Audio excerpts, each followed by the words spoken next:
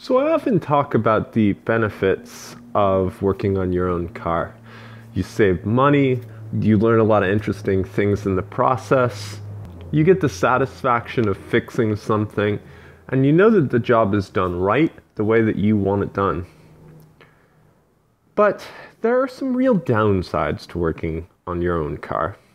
When you take your car to the dealership and get ripped off, or to an independent mechanic and they do something wrong, you can go home, go on the internet, and gripe about it. However, if you're your own mechanic, you have to go on the internet and say, oh, I'm a dumbass. So, I recently replaced the knock sensor, followed all the directions, went in there, inspected the wiring, because that was the most common fault.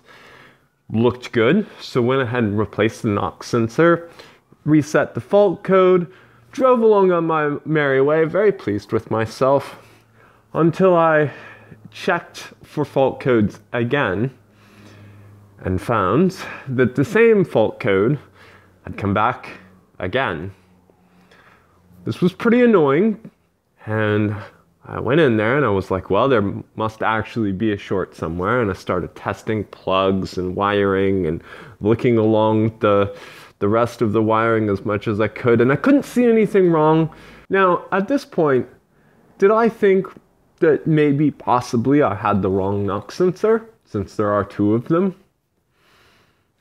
No, I didn't.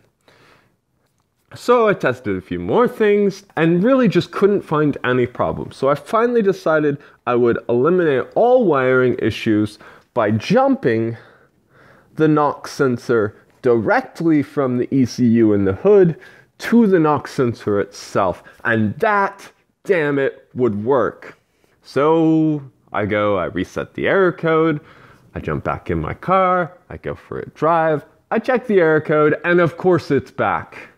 Now, at this point, the faintest, slightest little inkling of an idea comes into my head that maybe, just possibly, the Bentley manual is wrong, and I've been working on the wrong knock sensor this entire time.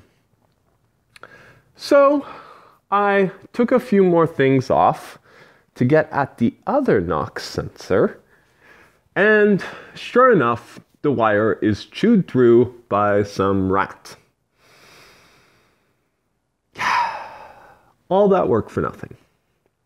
Now, if I had thought about, say, the engine and which cylinder is cylinder number 1 and which cylinder is cylinder 4, it would have occurred to me, probably, that there's a very good chance that the Bentley manual is wrong and that knock sensor 1 is by cylinder 1, etc., etc. So, moral of the story, never trust a manual. They all have mistakes in them. Now, I've used Bentley manuals for 2 completely different cars, and I've never found a mistake in them. So, it would be forgivable for me to just assume that it's right, except for the fact that Neil from Road and Race told me literally like a week ago that he found a mistake in the Bentley manual. So you'd think that would be on my brain, right? Wrong. Anyway, enough bitching. I guess we've got to replace knock sensor 1 now, since we were actually working on knock sensor 2 before. And of course, knock sensor 1 is far more difficult to get at. I've already removed this piece here, and I've got to get in underneath here. So it's going to be a little bit of a chore. But side note, I can already see that the wire's chewed through, and I have found rat droppings over there. So in addition to this repair, I am buying some rat traps. Yeah. Okay. Let's do this. Let's do this thing. I'm gonna get at this.